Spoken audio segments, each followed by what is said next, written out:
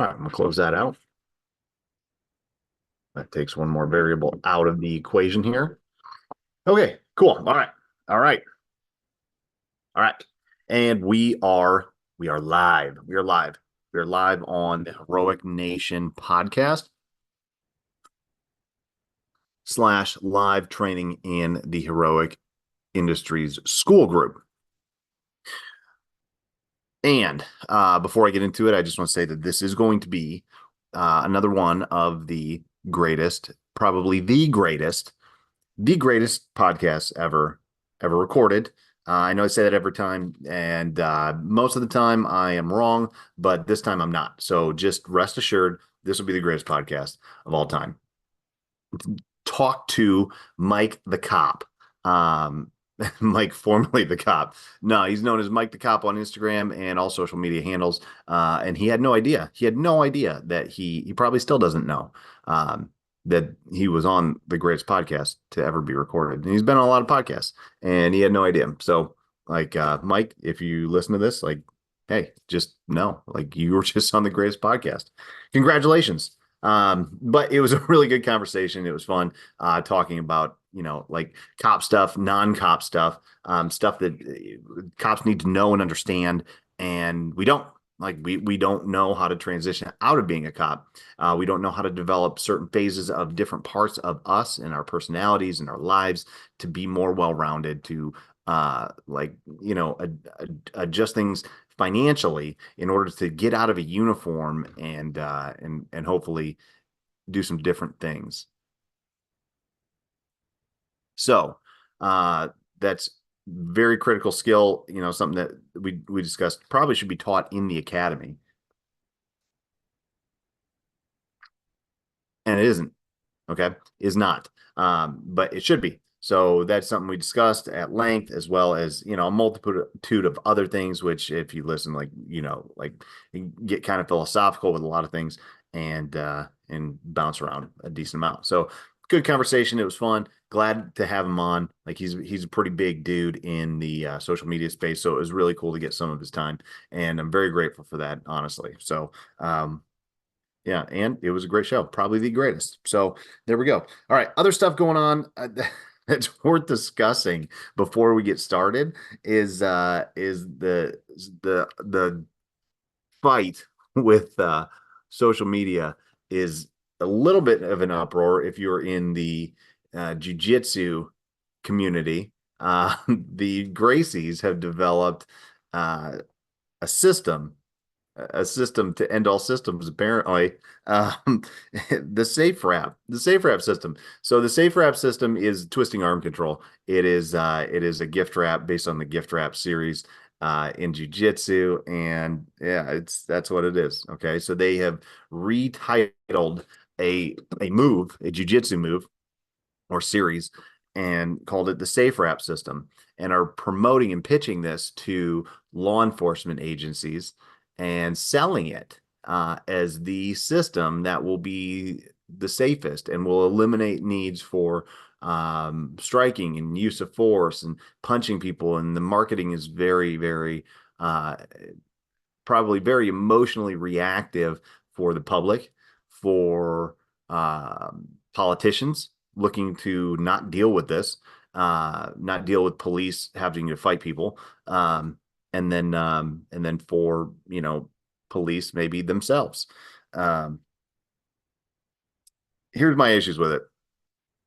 All right. My issues are not the tactics. The gift wrap series is a great series. Twisting arm control is fantastic, especially for cops. It is very effective. It is one of the most effective things that I've used. Right. And if you don't know what that is, like, just YouTube gift wrap series jujitsu or BJJ, and you're going to come up with a whole multitude of things. Maybe even the safe wrap system, maybe not. So that's not my issue. My issue is not the tactic.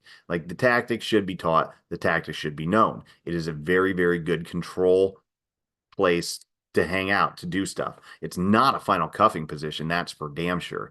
You can't cuff people with their arms crossed in front of their face. You have to get them behind their backs. So you're still going to have to transition into like from point A to point B. Really, this is not even point A. It's like, how did you even get there to begin with? Because perps don't just lay down on their side and give you their hand to put across their face. Like nobody does that. Even like elementary school kids that fight, like if that even still happens, they don't like they don't put their hands in front of their face and let you just like rip their hand across their neck, and like this like little twisted pretzel move. Um, so how did you get there? Like that's a whole conversation by itself. Because like if somebody is intent on not getting arrested to the point where you have to use this move, then you're going to have to put them in a place to be able to use that, and that typically comes with some striking. That typically comes with like a trip or a throw or a strike or something to that effect. That's very violent. And the move itself is also violent. Like you can't pull somebody's arm across their face and make it a safe position for them. Like so, moving into my issues with it, it's the marketing, right? It is the marketing, not the tactic. The tactic is good, right? But the marketing, like just the name itself, the safe wrap system, like you are in a fight, okay, a fight, like, and especially a fight in a street wearing tactical gear and weapons. This is not a safe place. Okay. This is not a safe place. I think we could all agree that this is not safe. And to pitch something as safe is pure bullshit. Like you can't pitch that as safe. You are doing something that is unsafe, right? Doing jujitsu in a gym is kind of unsafe, but there are all sorts of measures in place, mats, uniforms, gis, like that kind of stuff. People that are not on drugs for the most part, maybe some weed, but people that are not there with ill intent for the most part, other than maybe a psychopath every now and again that wants to go and just smash people. But even that is confined by terms of a sport. Confined by terms of a sport. Yes, I said that twice. All right. You can't you can't take that and put it on the street and call it safe, because it's safe even in the UFC, right? Even in the UFC where there are weight classes and rules and you can't break people's fingers, you can't gouge eyes, you can't even knee a downed opponent. Okay, those are rules. Those rules do not exist in an alley. Like they don't. So like, you know, in that alley with said person on meth who does not want to go to jail because he knows he's got a warrant that's going to put him away for 6 months or more, let's say. All right. Even something like that, right? There aren't any rules. And, and as much as we try to put rules on these and rule sets, like that dude doesn't have any rules. He has zero rules whatsoever. And you want to put this safe wrap system in effect and tell everyone that it's safe and that it's like the solution to all use of force complaints and use of force injuries, and you don't have to beat up like the perpetrators who are really victims. Like they're playing into this whole notion of nonviolent police work. And that's such a lie. It is such a lie, because the moves themselves, the jujitsu itself is it's a violent sport. Wrestling is a violent sport. Football is a violent sport. Hockey is a violent sport. It's using force, producing force against your opponent in a violent fashion, right? And to say otherwise is a lie. And this is what we talked about with, what I talked about with Aaron Genetti a few weeks ago, is like the language of violence. And it's like you can't take it out of it. And if you try to take it out of it, you're sanitizing something that can't be sanitized. You cannot sanitize a fight with a meth head in an alley, right? At 2 o'clock in the morning when he's all hopped up on a bunch of meth and he's been on a bender and he just beat his wife or girlfriend into a coma. Like these things happen all the time. And if you want to try to sanitize that, like go to hell. Like go to hell, because that's mitigating what we go through as cops and what actually occurs in that alley. Like you want to sanitize that? Like get out of here. That's what's got people pissed off about this. Like you were trying to sanitize everything and it can't be. Like what we need people to understand exactly the dirtiness and the nastiness and the bullshit that we go through. Like that would be helpful. Not coming up with a modified gift wrap twisted arm control and calling it a safe wrap that you can then sell to politicians and agencies. on our backs, on the backs of the work that we do. That's what's got people pissed off. That's what's got me upset about this is your marketing. You guys are full of shit. Stop lying with your marketing. And really, the tactics are fine. Nobody's going to be upset about the tactics. I haven't heard one person say that twisting arm control is a bad thing. That's not it. It's the way you're selling it. You're riding our backs. Like, stop sanitizing it and stop putting it out like, oh, if you punch someone in the face, like you're wrong. Strikes to the face, palm heels to the face, to the jaw, to the nose, like to the brachial plexus origin. Like all these things are appropriate actions. Elbows to the clavicle, elbows to the face, believe it or not. Those things are valid techniques. And to try to pitch something like you can do this without hitting someone is insane. Knee strikes. Knee strikes are very effective and they are 100% okay to use. And to say otherwise is ridiculous. Now, the use of them and how you use them, like that always has to be looked at. That's the same for the safe wrap system. If you use that inappropriately, you'll be wrong. Okay. Like it just is like, like as much as there's no rules in a street fight, like we have professional standards that we have to go by based on your agency, Supreme Court case law, Granby Connor, Tennessee versus Garner, like all these uses of force things that govern the overarching structure of what's acceptable for policing, right? Those things are in place. But like the bad guy, the perpetrators, they don't have rules. They don't have to adhere to any of those. That's not even in the consideration of resisting law enforcement. Like you're breaking the rules, like that's not a thing. Okay. We have professional standards that we need to maintain to make sure constitutionality is in place.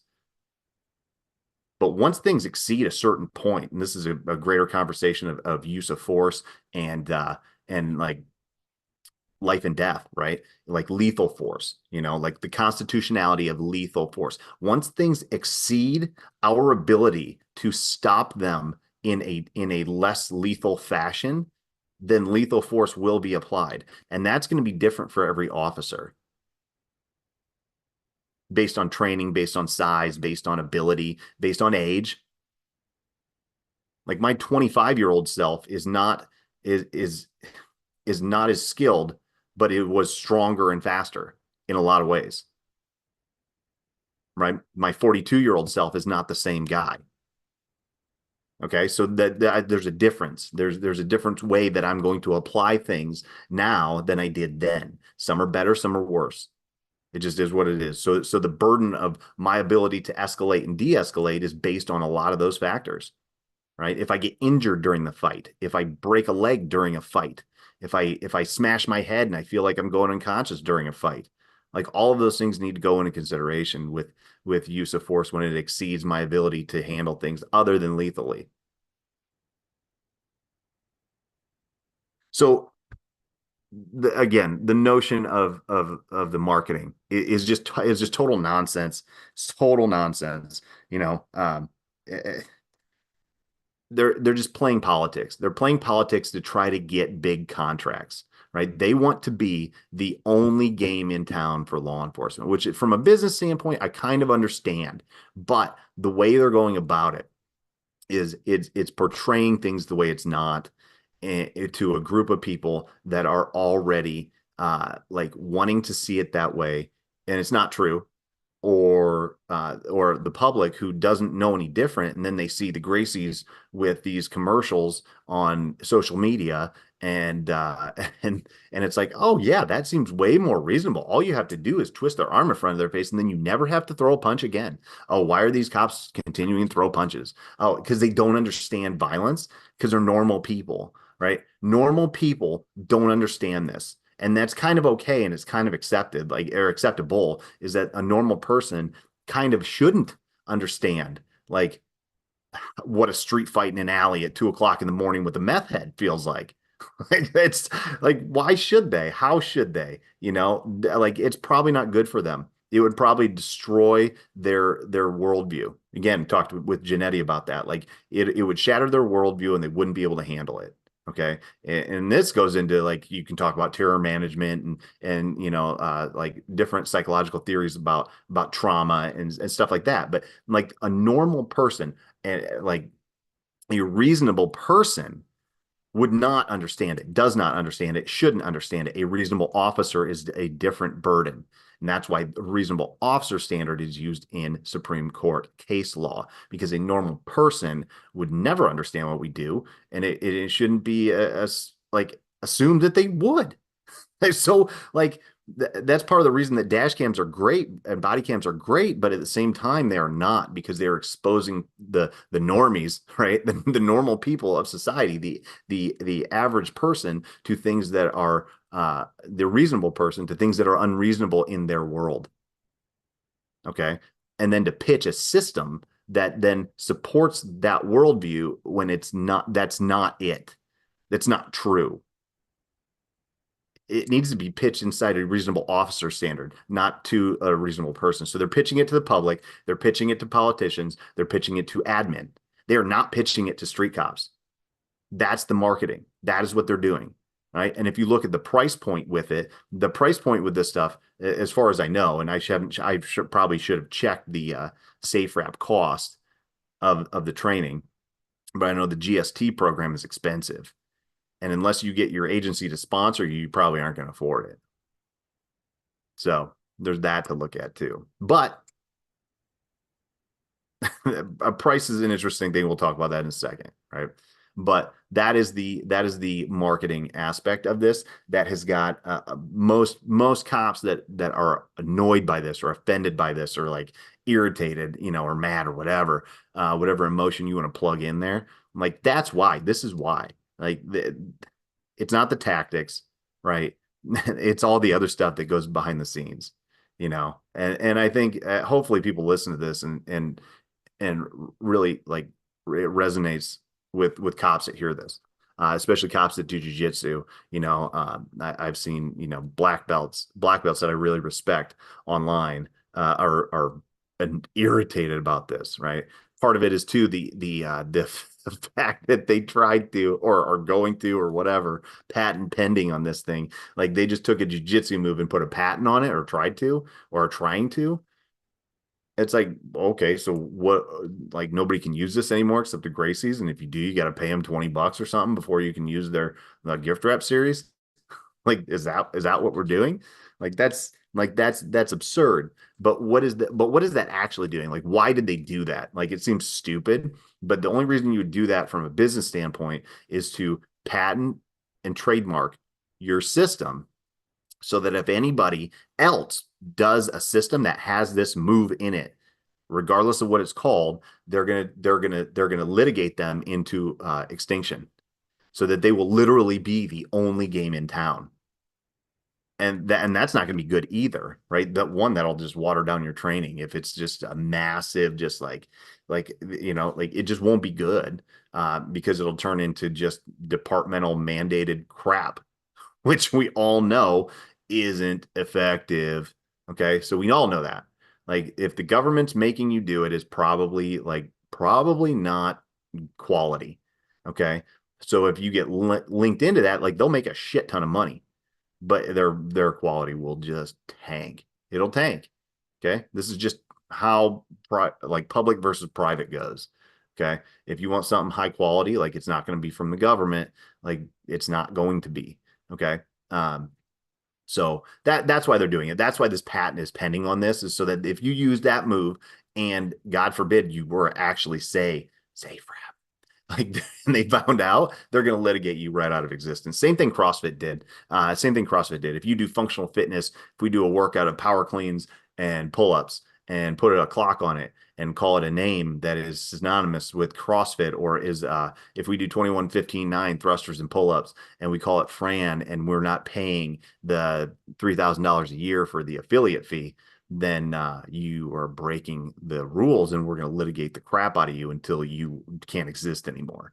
Okay. They'll bring out the big sticks on that, big lawyers. So to an extent, like as a business owner, like I kind of understand it, but at the same time, like you're just trying to be the only game in town. Okay. So if you do own a jujitsu gym, you train cops, you have your own protocols of combatives, defensive tactics, whatever you call it. Just make sure that you don't use their terms. Never use their terms. Never even say their terms in your courses, and then you'll be fine. Like you can still use that. Like nobody can patent a jujitsu move. Like I can't just patent a double leg and call it the Anthony takedown, and then all of a sudden, like you have to pay me 17 cents every time you say double leg. That's not a thing. That can't happen. Um, so you just can't use the terms. They're trademarking the terms, not the actual move. That's what they're doing. But again, the only reason to do that is to crush your competitors and to be able to litigate them out of existence. So that's another thing that's annoying to people. And it just is like it's pretty arrogant. It really is. But yeah. So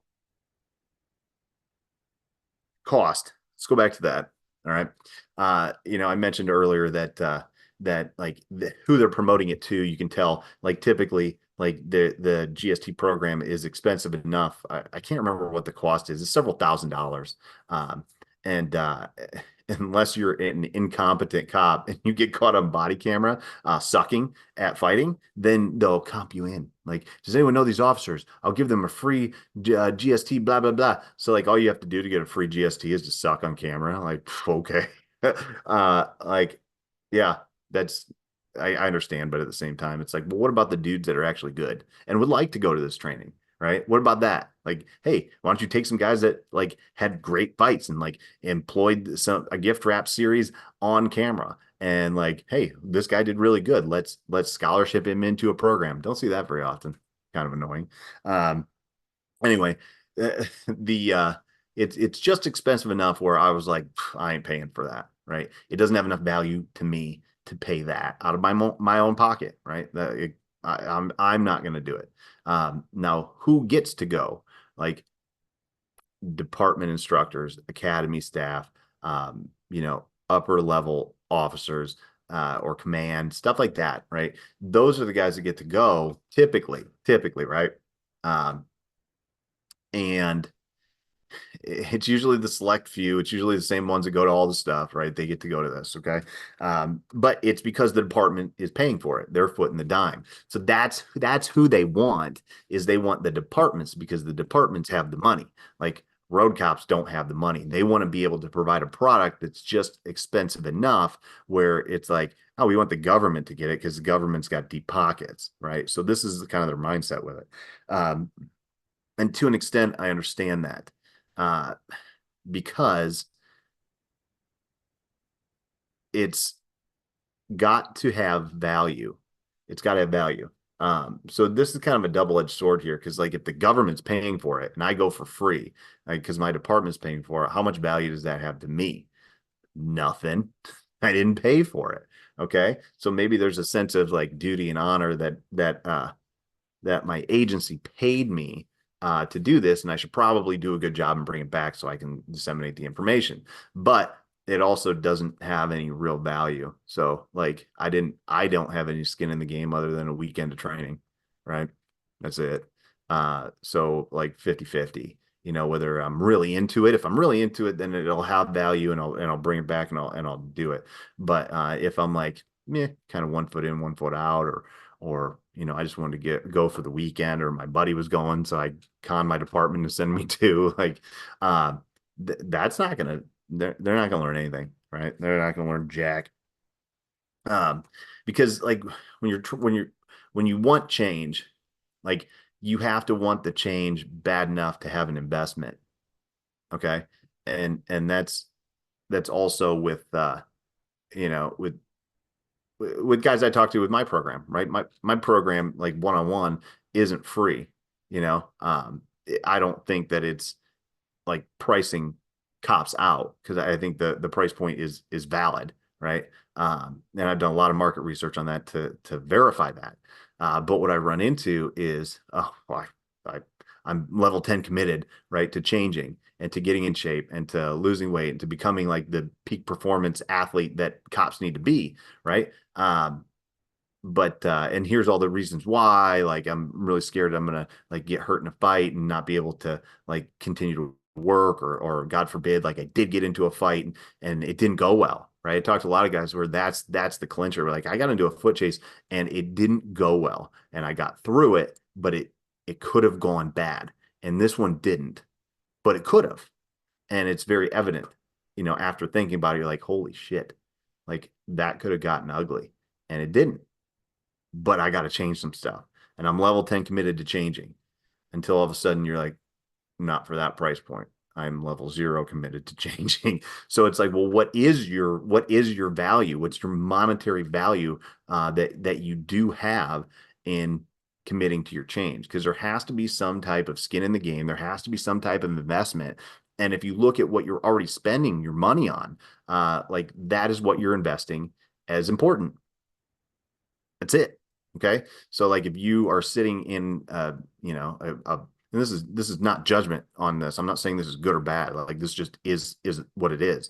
If you're sitting in a big ass house and paying, like it's like three, four, $5,000 a month for that house, and then you have $1,000 a month car payment on a brand new truck, and you have like all these toys and a boat and like that kind of stuff, then you are investing in entertainment.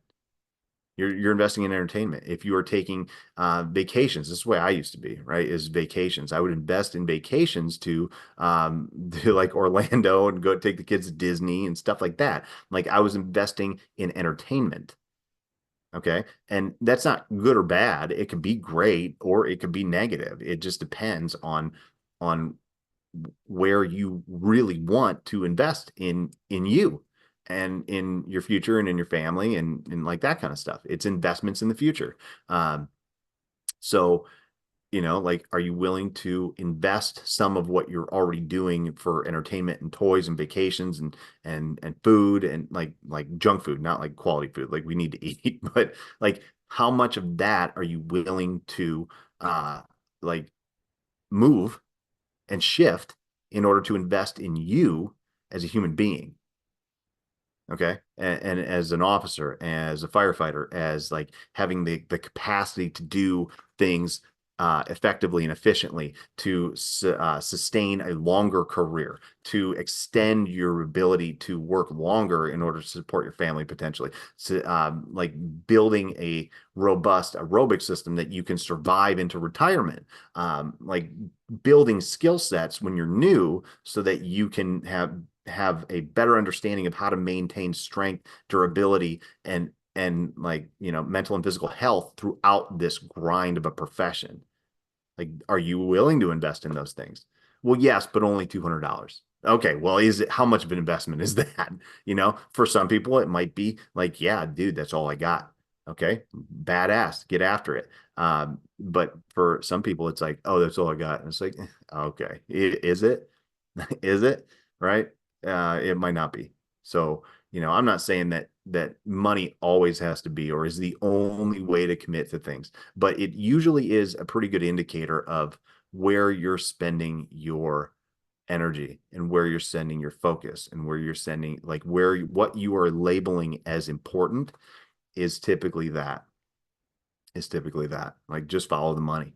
If you just follow the money, that'll tell you where your investments are. And yeah, I mean, if you want something different, like you just have to change the investment. And that's it, that's it. Sometimes it hurts, but hey, like changing hurts. Like changing hurts. It's not like change is not a comfortable thing. It's painful. You know what I mean? Like that's why as you watch your kids grow up, you think back like, man, I remember when I was like 10, 11, 12, 13, and like, man, my knees hurt all the time, my elbows hurt all the time, and it's like stretching and growing and becoming this like, this new thing, all right? Um, and it's the same. Like things cause pain when they're changing.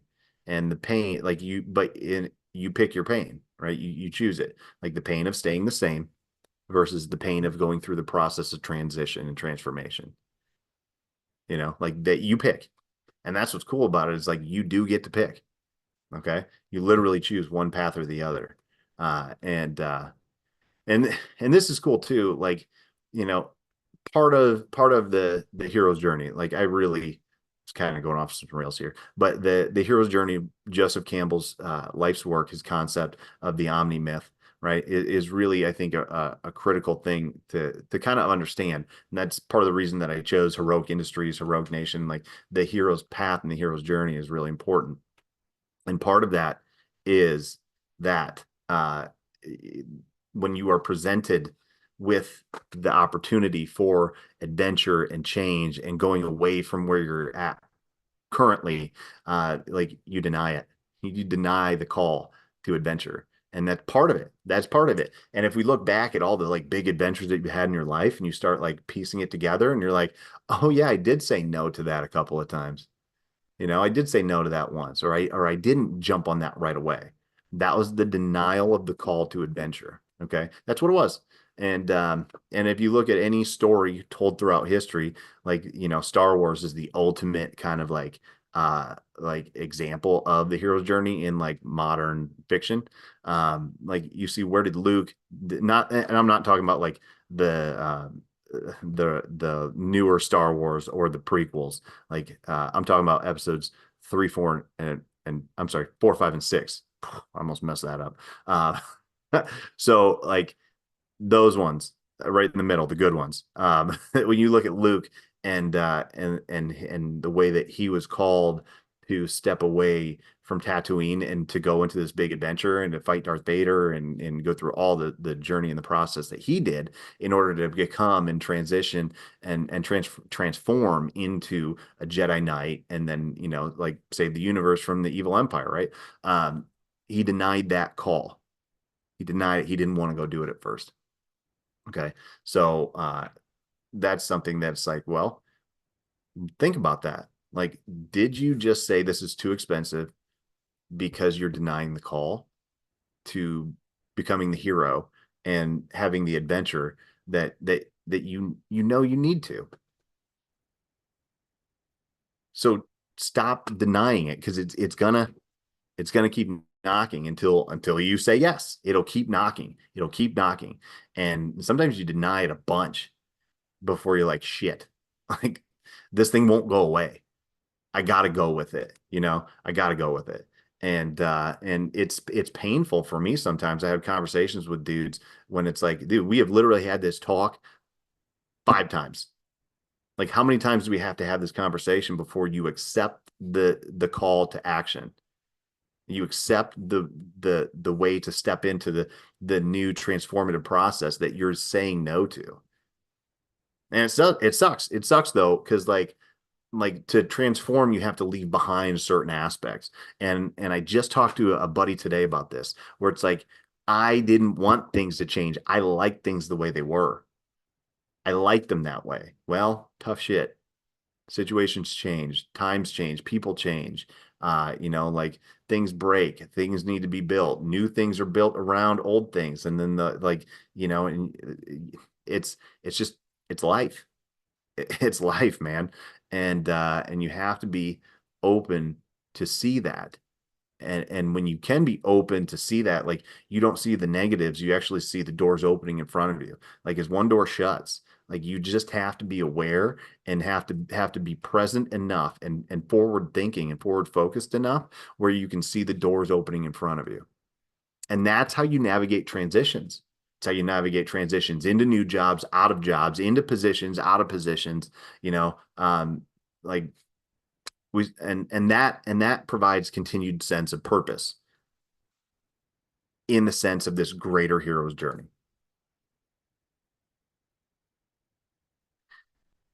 All right, that got a that got a little bit more intense than I wanted to, but I think it's all good information. Okay, so yeah, I'd love to hear some feedback on um,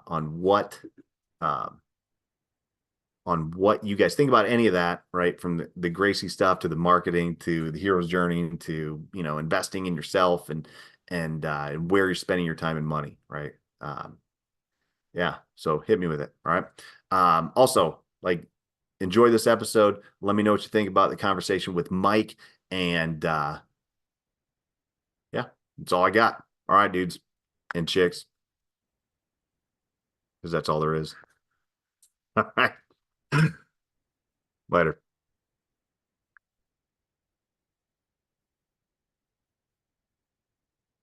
Awesome, man.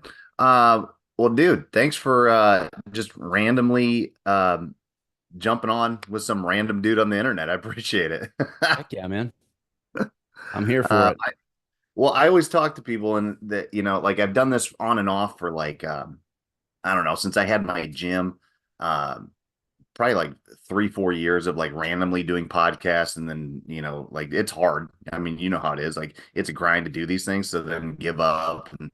But in the process of doing that, like I've gotten access to some really cool people, and Hmm. I got guys at work, they're like, how do you do this? I'm like, I don't know, I just shove my way into these circles like online and hope for the best. Sometimes it works, sometimes it doesn't. But you Yeah, know man. It's like people are a lot more accessible than people think that they are. It's just gotta ask. Yeah. yeah. Well, cool. Yeah, basically I was just, curious as to like, some stuff about your background. I'd love to talk about like your social media and why you did it. Yeah. And then kind of get into like what you're doing now. Cause I think it, like I sent you in that message, I think it really relates to like transitional points in life. And like there's some really cool stuff that you can like dig into what you're doing now and how you kind of got there. Cool. So yeah, man, fill me in on like kind of your background. I know you worked in Detroit, and like how kind of like where'd you grow up? Are you from Michigan? How'd you end up in Detroit? Like, a little bit of history on your police work side. Yeah, yeah. So just for the listener, like I definitely live in Metro Detroit and worked in Metro Detroit, but not for the city. So just in case no one thinks I've got like stolen Detroit valor or something like that. I worked in some like b bordering areas, so like in that area, but not for the city. Especially when I went into policing, they didn't pay. I mean, I still got paid crap, but they were even worse. So but yeah, anyway, I moved to Michigan when I was 5. So I was like came around the country. My parents were from here, and when I was super young, they moved us back. So I've been in the area since then. Okay. Did when when you were going like moving around stuff like play sports, like stuff like that, like any background with that?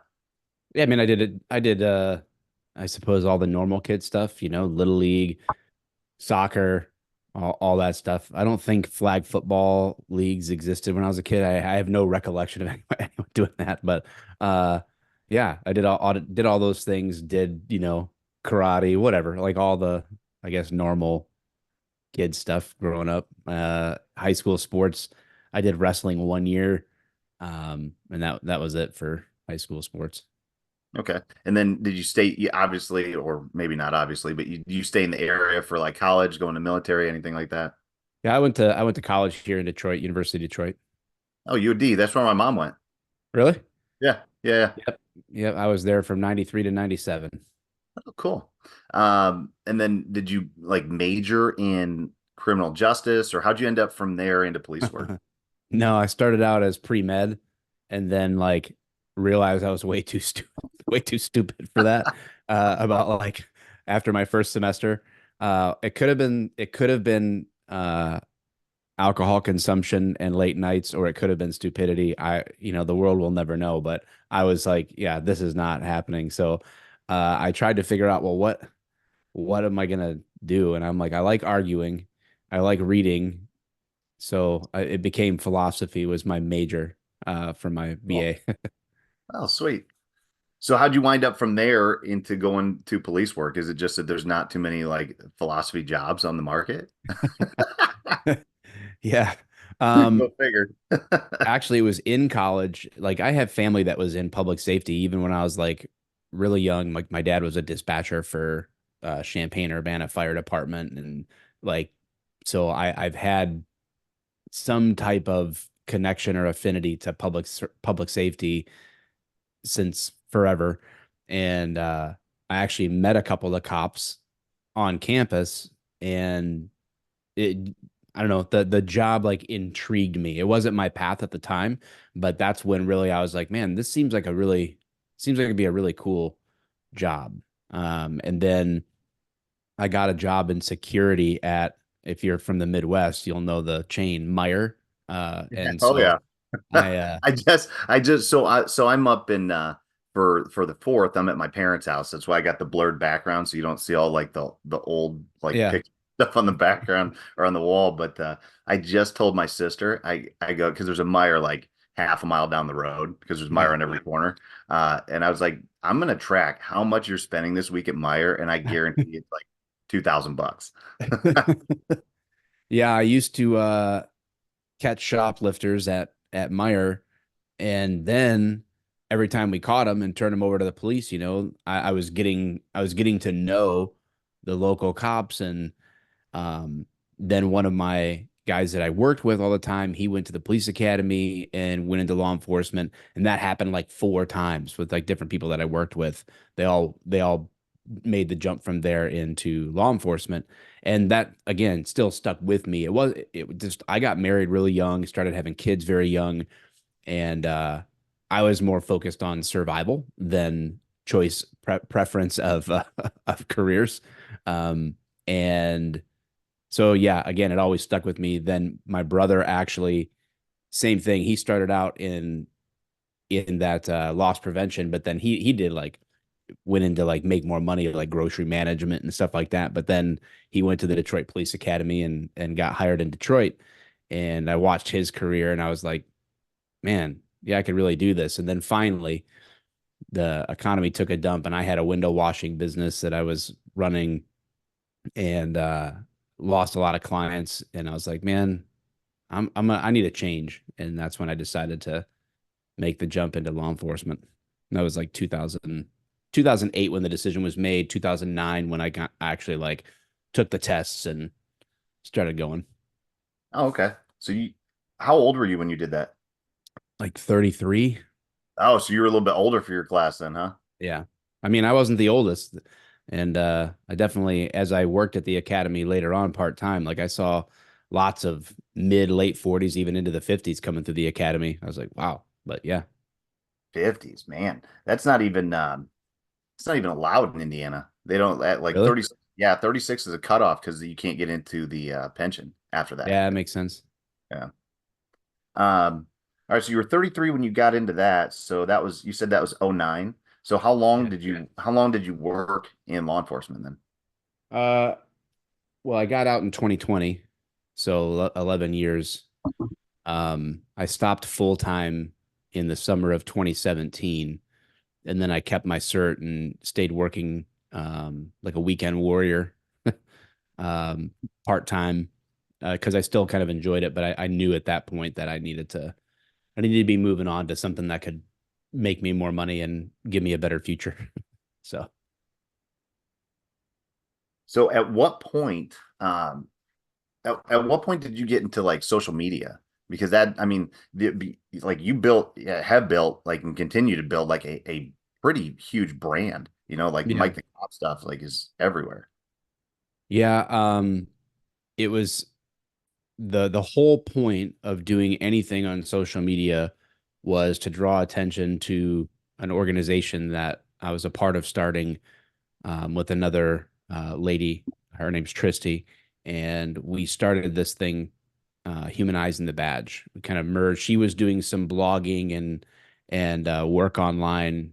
I had started a blog called Cop Life way back in the day, just to start sharing experiences and whatever. And so yeah, I was doing that. We crossed paths. We started doing this thing called humanizing the badge, and we were like a year in and trying to just think, how can we draw more attention to this cause? It really wasn't like a major business or anything. It was just we were thinking, if we can generate revenue, we can help cop families. What can we donate? I mean, it's still to this day part of a nonprofit. It's not like a big windfall, big windfall of cash. And at the time, I was watching. My kids were showing me this guy, Officer Daniels, on Vine, and so I was like, well, he seems to be getting a lot of views. I could try to make some videos, and then maybe that would like draw more attention to the page, or the group or whatever. And it worked. So then I just didn't stop.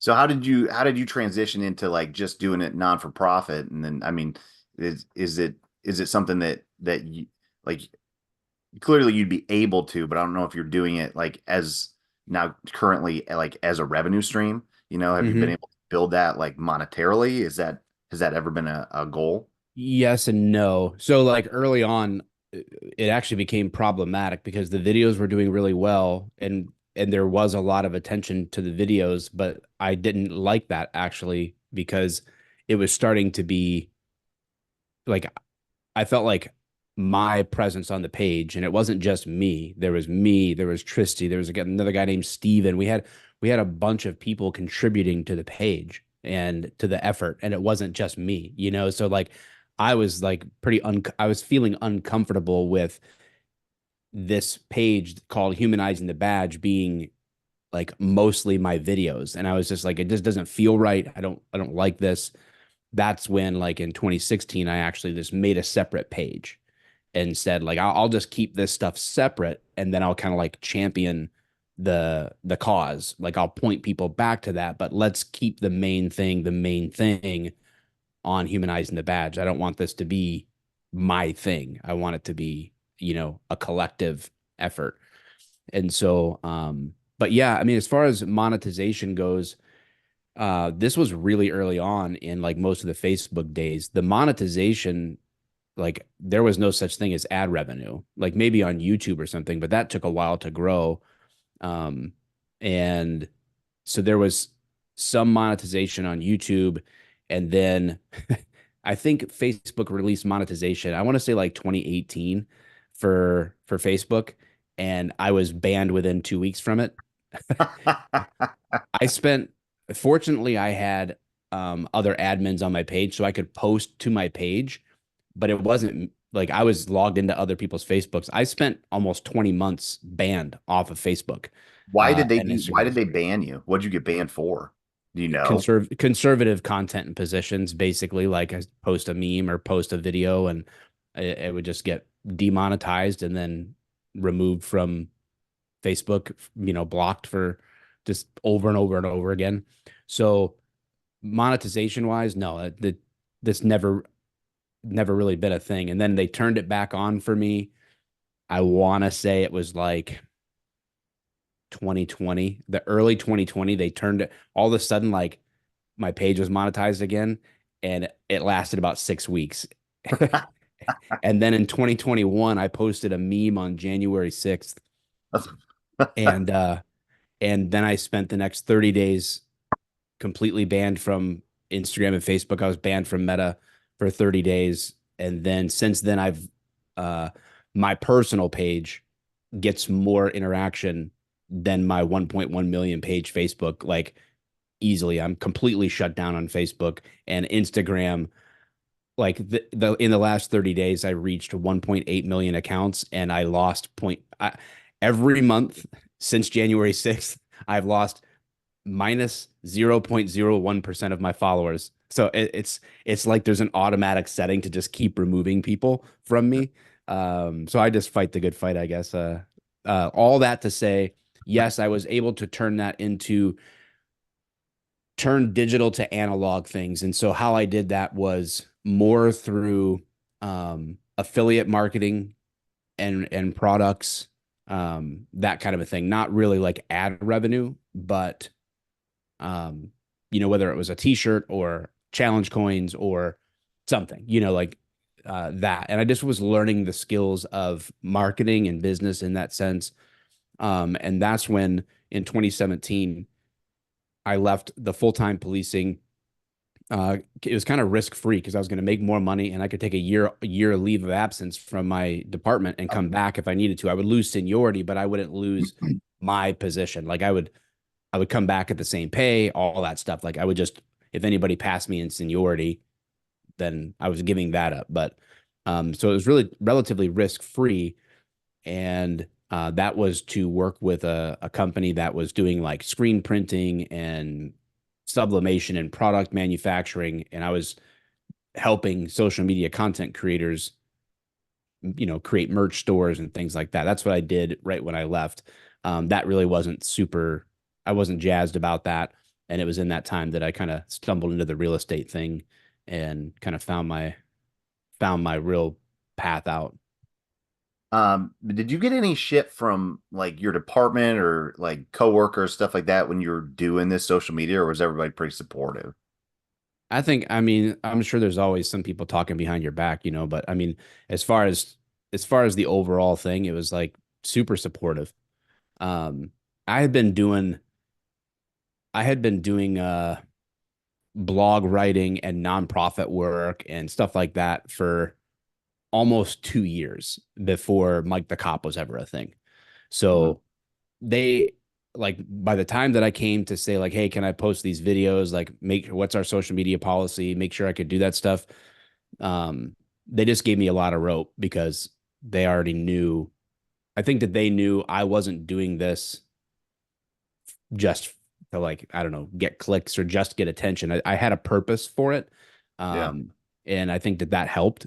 If I had just like randomly started doing it, I don't know that it would have been as received, but they had already seen me doing things that no one else in the world was seeing, right? Like it wasn't to the public eye. It was just like what I was doing um in the profession before that. So I think like Yeah. they were super supportive. Okay. Cool. So some like you talk about humanizing the badge, and I think that's like a term. Well, like, what's your take on what that means? Because I think over the last like since 2020 for sure, like I think that's one of those hijacked terms where It it's is. like so many of these like and it's like the cops you see on some of the meme pages that get like reposted. It's those semi troll accounts. Yeah. But they do point out some cops that are I my opinion, like just being idiots, Yeah. like Oh yeah. clearly violating their social media policies and like and then just under the guise of humanizing the badge. And it's like, so Mhm. what does that actually mean? Well, I don't know what it means anymore. Yeah, because I see that hashtag on, a lot of TikTok cops kind of like pages and I'm just like, what are we doing? What has this become? And um for me, I can tell you like I articulated it for myself. Like I'm like I asked myself, okay, what am I actually doing? Like what is the point of what I'm going to be doing on social media? And for me, it was to encourage cops and to educate non-cops in entertaining ways. Like that's what I was trying to do.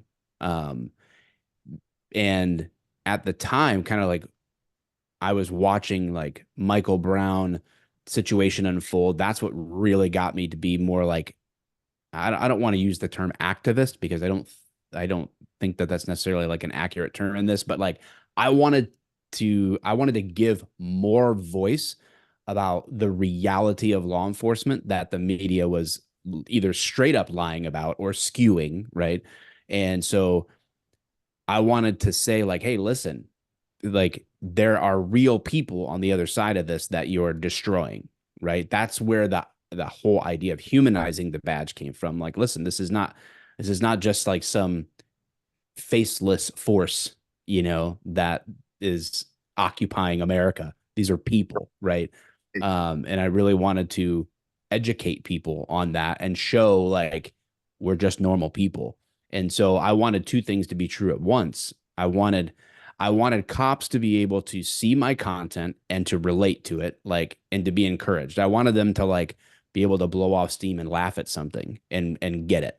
And I also wanted non-cops, I wanted it to be relatable to them too, when they could think like, oh, well, that's actually funny, or that helps me shift my perspective a little bit. Like I didn't think about it that way.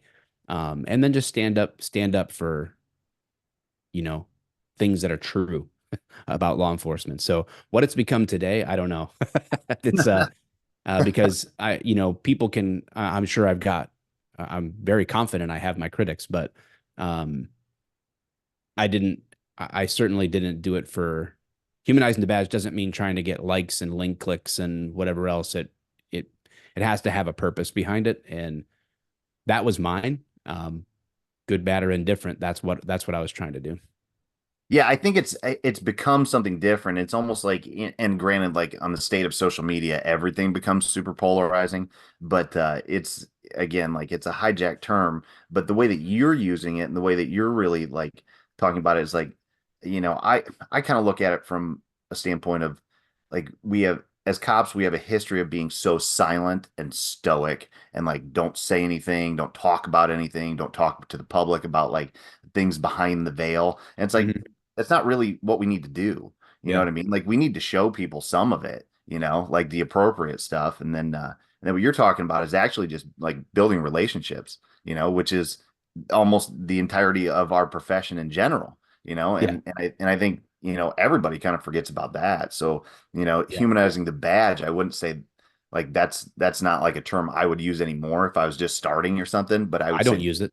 just right, just humanizing Yeah. people in general. Like Yeah. we're all just people in this little drama that's unfolding. And in many ways, like we're just kind of like actors in this, and we're not in charge of like major stuff, but everybody wants to attack us. It's like, dude, we're the bottom rung of this thing. Like what do you really think this is going to accomplish by like Right. attacking us at a local level? Like there's all sorts of other things at play, Hmm. and it's like, what are you doing, man? I live down the street from you. Like, why are you throwing bottles of piss at me? Like, that's Right. not effective or anything. So, yeah, I think that's really important, and I think that we do a poor job still of like, hey, we just need to have discussions with people, but we also need people to listen, and that's kind of hard to do. But I mean, you hit the nail on the head, like doing it comedically, because like that, Yeah. at least that'll keep people's attention because people don't want to learn things, like God forbid. Yeah. Um, all right, so like with real estate, so how did you make the transition into that? And like give me the details on that because I looked at it's a 10-7 project, right? Uh-huh. Yep. So I looked at that a little bit, but like I'm still pretty ignorant. So so fill me in. Yeah, I had a friend, Chris Fisher, and he had actually been a part of humanizing the badge, and we hit it off. And as we got to know each other, he was making a transition from Alabama, where he was a cop, to Arizona. He was going to do a lateral transfer. He was marrying his wife, and he was making a big cross country move. And then in the last 2 weeks of his employment in Alabama, he got in a fight with a suspect, tore a bunch of tendons in his gun hand. And so he had to have surgery. And basically, the PD in Arizona was like, well, thanks, but no thanks. Try again next year. Like, Yeah. so he found himself in a strange place. And as he would tell it, he only had his wife and five of her family members in his phone. Those are the only people he knew in Arizona, and he found himself unemployed and like, well, crap, what do I do now? And ultimately, that led him to get his real estate license and start down that path. And he was finding some good success. And he kept telling me, I mean, this goes back to like 2015. He goes like, you gotta get your real estate license, gotta get your real estate license. And I'm like, I'm not a salesy douchebag, not gonna happen. Like good for you, but it ain't me. And so finally I relented and said, I was traveling a lot at the time. Like in that 2017, 2018, I was traveling a lot. And so I said, all right, every time I'm on a plane, I'll do a little bit of the course. And I'll when I get in my license, I'll let you know. So I finally did. And then it was exactly what I thought it was. It was horrible. I went to some local brokerage and I was like, this is super stupid. These guys wear shirts I don't wear. They want cars I don't want. I'm like, this is like, everybody's like, you got to call your leads back. And I was just like, yeah, again, this is stupid. Like Um, Happy Gilmore. You're just in the wrong in the right. Like if I wore pants like that, I'd kick my own ass. exactly how I felt. And so he's like, "No, man, you're doing it wrong. You just, and it's hard to kind of teach that stuff from a distance, especially when you're not experienced teaching people in that." So long story short is I hung my license. I basically quit. I was like, "Yeah, I'm not doing this." And then not randomly, but like somebody reached out, a cop that had moved here a few years back, and him and his fiance, they're like, "Will you help us sell her place and buy our new place?" And I'm like, sure, let's meet. And I was like, I decided like I was just gonna give him the full me, right? So I showed up in shorts and a t-shirt and the shower slides that I wear around everywhere, put my feet up on the desk, and I was like, I will negotiate the hell out of this for you, but you got to be okay with me being me. They're like, sold, fine. And, and so when I did that, I was like, okay, now this is fun, right? Like getting to go do this and solve problems and negotiate and help people while being myself. Like, hell yeah. Like I'm all in on that. And I got paid. Like, I like this, you know? So, I really discovered in that transaction that cops are perfect. They're absolutely perfect for real estate if it's done right, because all the skills that they learn translate so well into this space. Really any service based business. I don't care if it's lawn care or whatever. It doesn't really matter. If it's a service based business, cops could move from any PD in any town USA and go right into it and do well if they can just shift their brain a little bit. So yeah, that's where it kind of started, and then it just never stopped. I just like rolled one thing into the next and kind of like figured out, me and Chris together, we had gotten like some coaching, and we really started to piece together what was working for us. Why was this working? Why wasn't this working? And we pieced together a whole, I guess, system, as it were, that we have like a process for how we can take a brand new person, especially from like the public safety background, and help them succeed, because we kind of carved a path for that. And so yeah, in 2020, we launched that 10-7 project to say like, hey, let's help other people do this. Um, and that's what we've been doing for 4 years, and still grinding, going to keep grinding. So Have you seen like an influx of like major numbers since 2020? It's like honestly, yeah, like I mean, you were a cop for long enough. Like you see different tipping points. You talked about like Ferguson, and that was one, and then like 2020 was a huge shift yeah, with so many things, like even down to the type of recruits that we're getting. And it was yeah, like, not to get too political or conspiracy theory esque, but like like even our department where we had riots with several thousand people and like some serious violence. And I'm looking at these rioters, and I'm like, these are not physically tough people. They're counting on losing this fight mhm, physically. And then that, like, I was like, oh, after about 2 days of it, I'm like, oh, they're just baiting us into a fight. They're instigating a fight so that then they can point fingers and say, look, you are what we said you were. And then I was like, well, how are they going to win this? Like, how is this a win for this side or this ideology? And it was like, oh, this is a war of attrition. They just want to make us the bad guy that nobody ever wants to be us anymore mhm, and create this power vacuum, right? So mhm. that's like the whole point of this kind of like ideology and process. So like what I've seen is like, all right, like when you and I, because I got on in '07, we're going through hiring processes. I don't know how it was over in the in that Slim side of, pickings. well, in '07 for down where I was in Indiana, it was like, dude, there's like 30 spots, and we got several thousand people applying.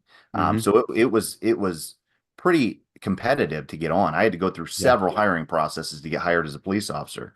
And that was yeah, still close enough to 9/11 where I think people still wanted it. And now it's swung the other way where it's like, dude, we're barely filling spots. So it's like yeah. they created this war of attrition. And like I have to imagine that doing something like this, you would have seen a lot of people or a decent amount just like, I'm out, like what else can I do? Is that what you've seen? Or Yeah, when we first came up with the idea, we had no, honestly, dude, I mean, listen, I told you I'm a stupid like I realize many times that I get myself into things that I am too dumb to complete. Uh and this was no different. I'm very much a ready, fire, aim sort of a approach to some of this stuff, but yeah, um when we came up with this idea, we truly had no vehicle. We had no systems. Like we didn't have a way to actually deliver coaching to people effectively. We didn't have much of a solution to this at all. We just wanted to help. And so we're like, So we put the word out there, and this post went sort of like semi-viral or whatever. And we had like several thousand people reach out. This would have been like the fall of 2020. And to this day we regret that, because like there's no, we just never, we didn't follow up with almost any of them. We thought, oh, we're gonna get like 6 or 8 people to be right, like, a yeah, I want to handful. talk to me Yeah. about real estate, and we're like, whoa, what do we even do with this? it was impossible. Now our systems are much more refined, and we could handle that today. Like that wouldn't be a big deal. But yeah, for example, just in June alone, I think we added about 260 people that registered on that project site into our launch group where they can kind of get information. And just so everybody knows, like I have nothing to sell you. Like this, we don't sell anything. We don't sell real estate courses. We don't sell anything to you. So, um, so I think because cops are skeptical as all get out, of course. And, but yeah, now we have systems in place, and we have about 230, 240 cops in the project now, with another 210 or so in real estate school actively right now. And that just keeps growing week over week. That's awesome. Um, so one thing I've kind of like noticed with you is based on like your background, you have points where it's like, a lot of people get stuck at, right? Pivot points. Okay. So like your window washing business needing like before you were a cop, even it's like, Yeah. all right, so like this isn't working. How can I pivot and make my life work? And the same thing with going through a social media, like how can you make this work when it's a transitional period. And then especially with this is huge for like, all right, I found something else to do. Now, how do I pivot and make this happen? Now, how are you able to do that? Because I see a lot of us, especially in this job, it becomes such a rigid mindset of like, this is who I am, this is how I do things. I can't have a side hustle. This is not the type of person I am. Like, and it to me, it's all like, dude, you're lying to yourself. But how Mhm. are you able to kind of like keep that open mind and really see like the frame of, hey, where one door shuts, there's like six more open. You just got to keep your head up. How are you able to do that?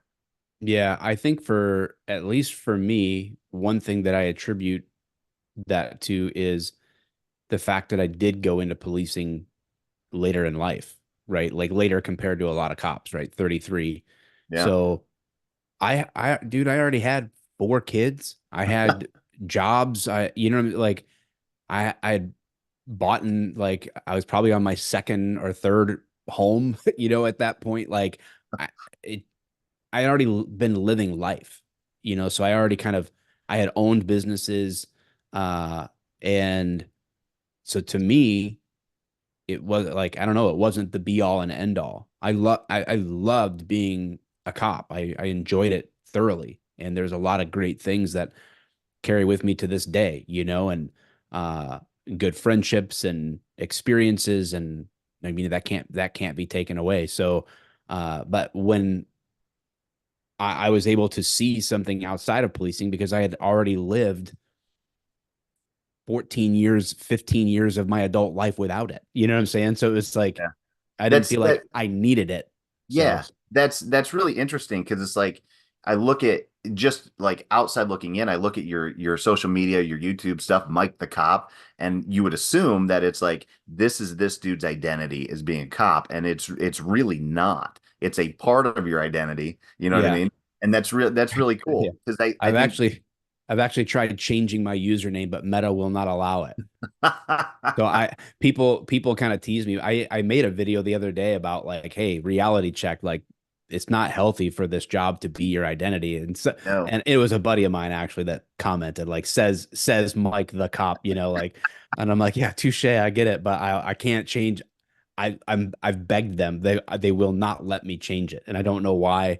So it's like, well, I'm stuck with it whether I want it or not. Like, because I was gonna be like Mike was a cop or something, or do something different, but they won't let me. No, man, I like it. I like it. I like the dichotomy of this. I really do. And it's like, it's so critical that it's like, listen, this is a part of you. It is not all of you. And really, like you talk about transitional points and mindset, and that was huge for me in 2020.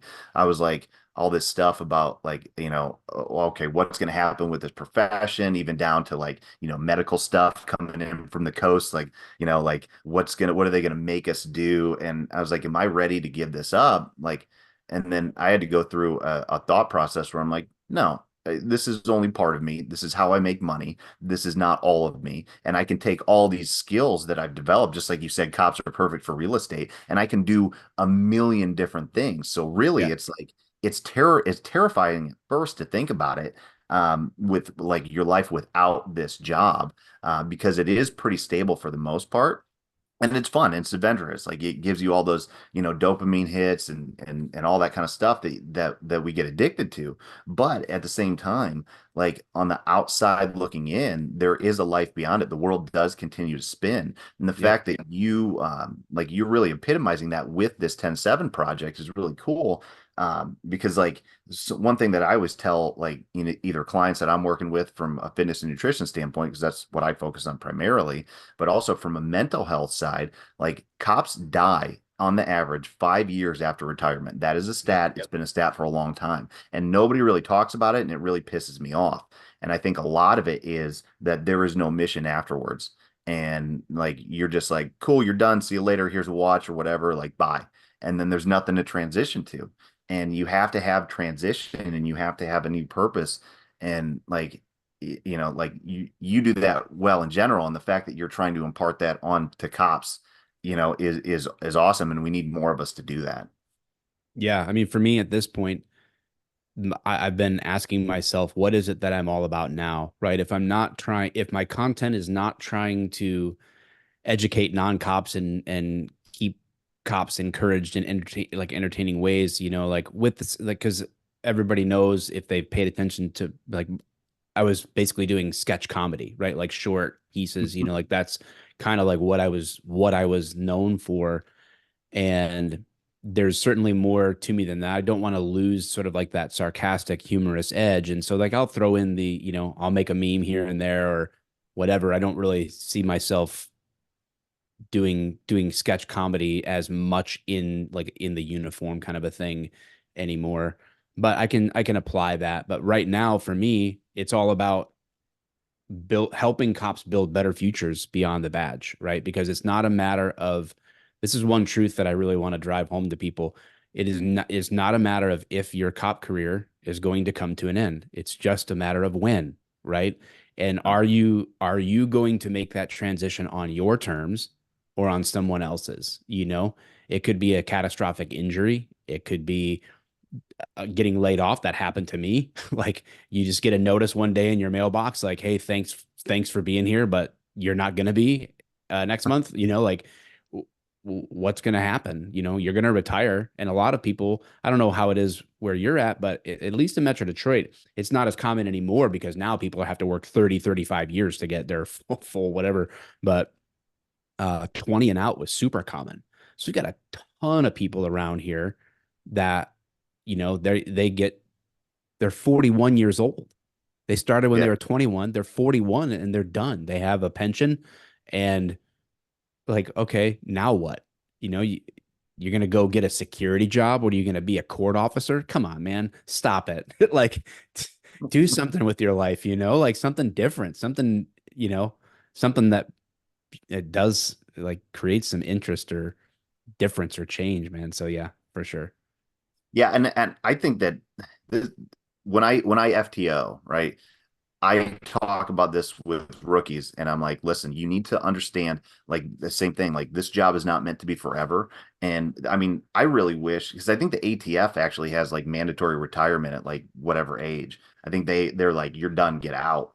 And I would really like to see states start doing that for local law enforcement, like mandatory retirement age of something that's gonna allow you to have a life on the back end, because it's really not, to me, like, I love this job, and I'm gonna have a hard time with not having like the adventure of the day-to-day stuff that we do. That's gonna be my biggest issue. But having a mission and a focus and something on the back end of that will help to fill that hole, Hmm. because this is not something that I want to do into my 50s, like, at all. I don't Yeah. I don't think that'll be good for me. And like, I tell these rookies, like, you got to learn how to take these skill sets and develop it in the private sector. And I really think that we should be teaching that in academy settings.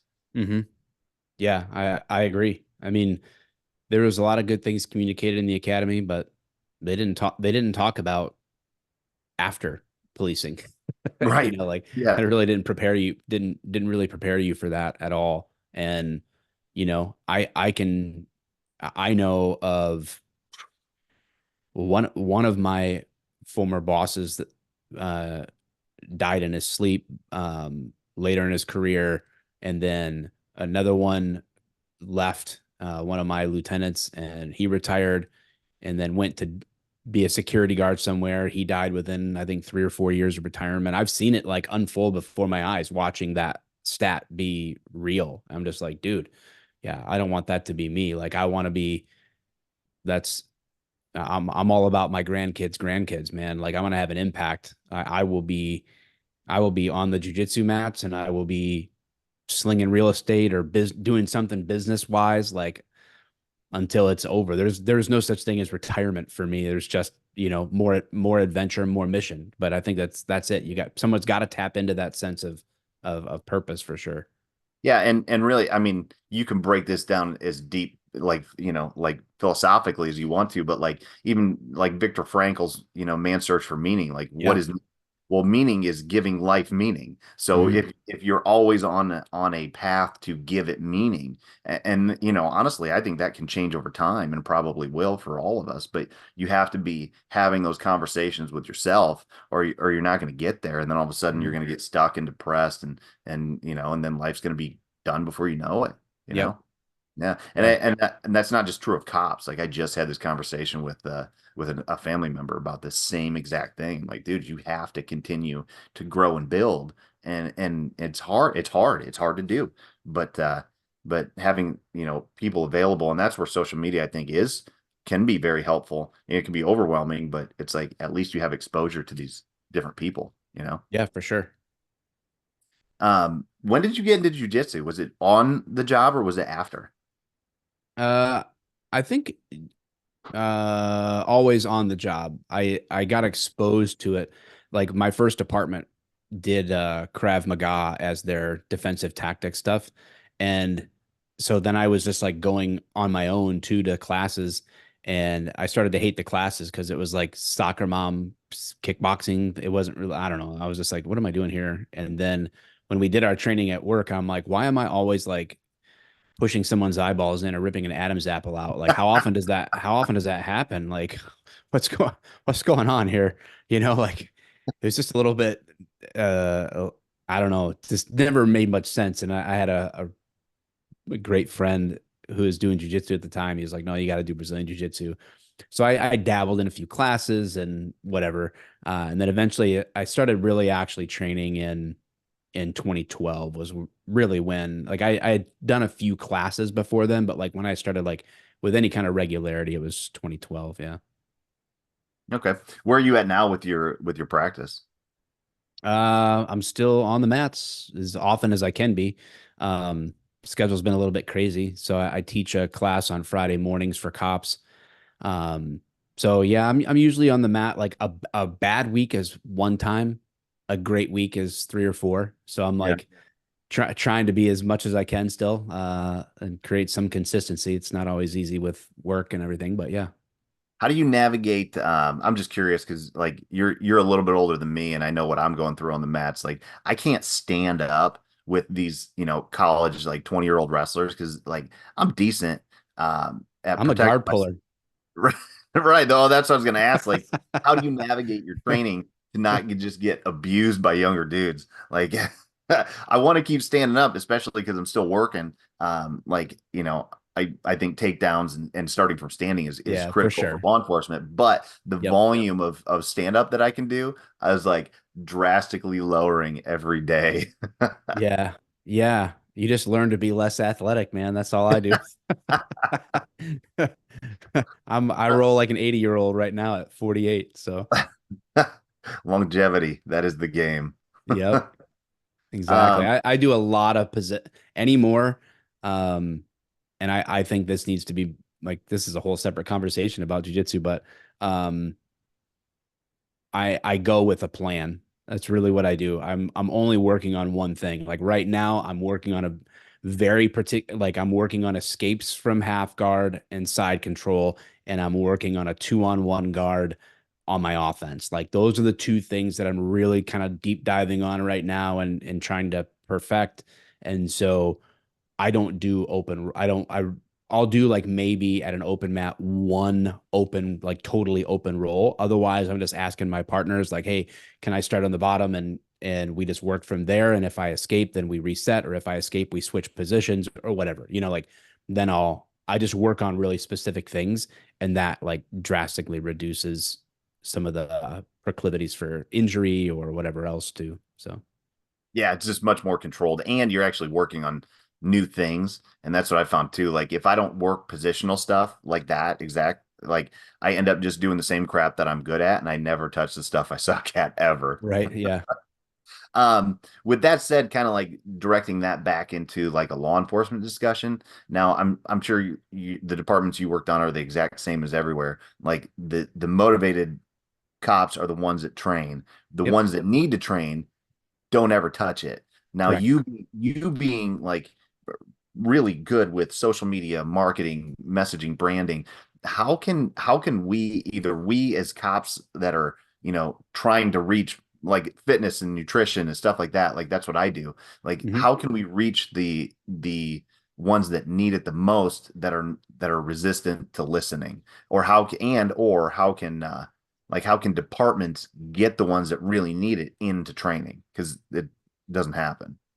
Yeah, it says it's an interesting dilemma because like if from a social media perspective, everything starts with the ideal client in mind. What are their pain points or what are their desired outcomes, right? Pain or pleasure is the only two motivators for human beings. So you appeal to their pain points with the solution to those things, or you offer the opportunity for what they're pursuing, right? So like it's pretty straightforward. The problem is that those ideal clients don't really exist in policing because you can't make somebody want to be more proficient. Unfortunately, it takes them getting their ass kicked or a terrible situation. And even then, I've seen guys dig in and still think, well, that was just a fluke, Yeah. or it was because of XYZ. It's hard. I think it has to take place at an administrative level, which could be a little bit of attrition there. Like guys, the serious guys that take training like they ought to eventually will be the bosses, right? Like you hope, right? They take the place of current administration and can like that culture begins to change. But until it takes place at an administrative level to where it's required, um, I don't know that there is going to be much of a change because and there's really no excuse for it. There's no excuse that a department can't there's and there is nothing that will fire cops up more than to say that there's no excuse for you to be fat and incapable. Like that will make them so mad because they're fat and incapable. Right. It's like it's just a fact. And it's you can't make them want it, but departments could make it happen. 1,000,000%. You could create an environment at a department where there were certain fitness standards that were minimum and tested regularly. There is no reason that I know because they used to call me in off the road for shooting qualifications. Hmm. Hey, car such and such, report to the range, right? You go in, you load your mags up with whatever they say. You run the course, you do it. It's 30 minutes. Okay, here's your, check your box. You did your qual, off you go. Why can't they call a car in and go, all right, we're gonna do push-ups and sit-ups today? Like you got to do, 50 uninterrupted of both or so, whatever it is, like whatever standard you come up with. Why can't they do that? They 100% could, but they don't. So they could also do like, hey, we're gonna come in and for 15 minutes, you don't have to like work up a huge sweat, but you could actually rep out some law enforcement appropriate takedowns and cuffing, right? You could rep that out for 15 minutes and go back to the road, right? Like they could do these things. Admin's just unwilling because for them, um, it's not a, here's a scary truth. It's not about the safety of officers in the community for them. Yeah. If they're not, like, I have said this to people in police administration, and I'll say, I mean, I have no problem taking heat for that. If you're a police, if you are have any influence for leadership at police department and you are not requiring athletic performance and or providing and requiring defensive tactics training that's effective, you are derelict. You are a danger to the profession and you are damaging it. And you're putting lives at risk. And it's only a matter of time. Like it's only a matter of time till you lose your ass in a lawsuit or lose your job because you didn't take the time to do what you needed to do. Yeah.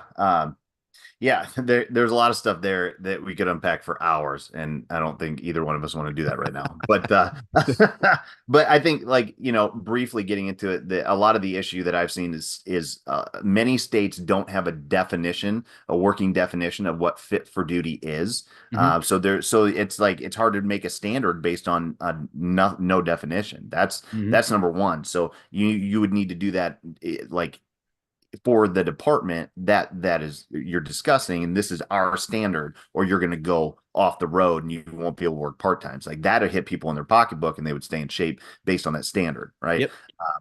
Yep. Another issue is marketing. Like they need to be able to market to us, and they suck at it because like departments don't need to market. They're always going to exist. They can lose money every day for till eternity, and they're still going to be there. But I mean, how stubborn we are as cops. It's like I need it to be my idea, so I have to figure out how to make it your idea in order to get your ass in here to train. You know what I Yeah. mean? Like otherwise, it's just not going to happen. That's just how we roll. That's what our like we're trained to be that.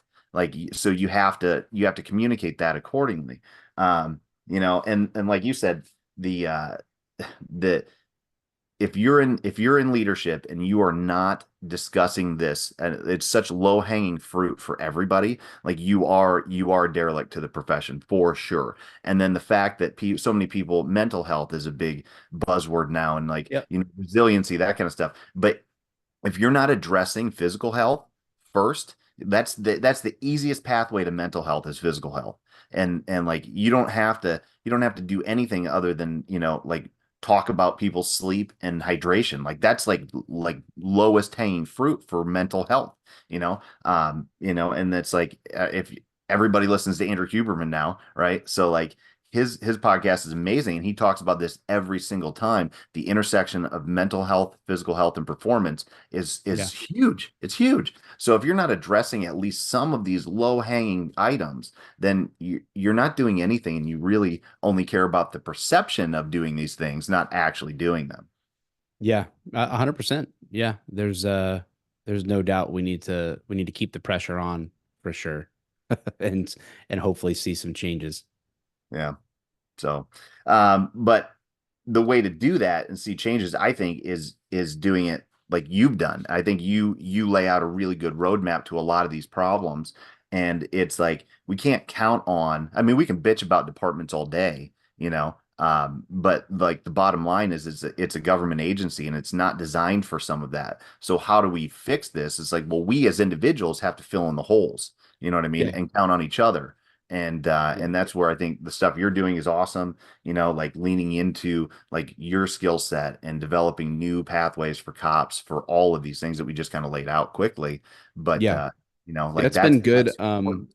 You know, I follow the Effective Fitness Combatives curriculum, and they're really contributing to changing the culture for sure. But yeah, individual guys have to.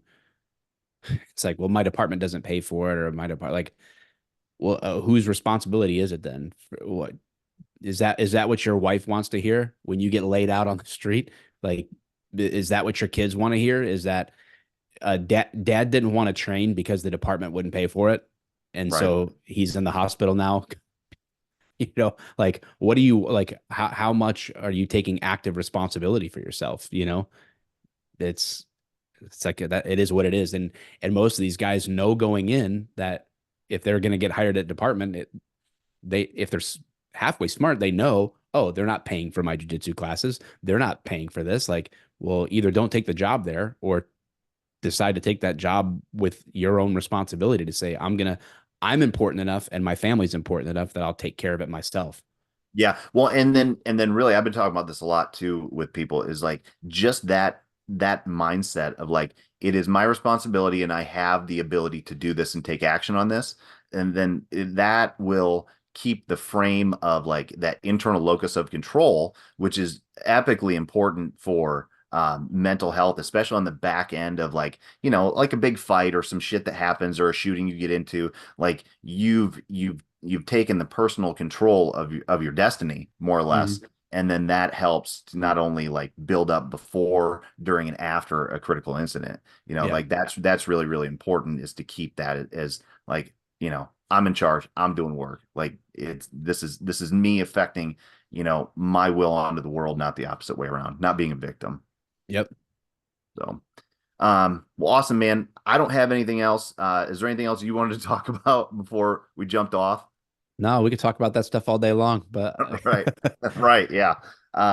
So, I mean, you got a huge following, but and I don't know how many how many people, like the last guy I talked to, I was like, yeah, we might get 8 views on this. Like that'd be a good day. I'm still rebuilding this podcast. So but where can people find more about you, the 10-7 project, that kind of stuff? yeah, I mean, as far as the 10-7 project goes, it's TEN, the spelled out, the number 7, 107project.com. You can reach out if you got questions about it on Instagram. If you look up Mike the Cop on Instagram, I should be the first search. Uh, there's another guy that hates my guts that goes by Mike the Cop too. He's a retired NYPD guy. He hates me. He's out there. Really? So, yeah. uh, but so yeah, if you ask him about me, I mean, maybe he'll tell you what he thinks. I don't know. But yeah, you'll find me on Instagram is a great place to DM me. I'm most active there. If my name's Mike Edwards, you can find me on Facebook too. I think my Facebook username is 107Mike. So that's my personal page. You want to follow me there. I don't care. I'm pretty much an open book. I don't hide. So Well, cool, man. Well, thanks a ton. I appreciate your time, and like anything you ever need, like hit me up if I can help at all. I'm honestly like a couple hours away from you, so yeah, man. Likewise, just reach out, whatever. You got my number. sweet. Well, thanks, man. All right. See ya.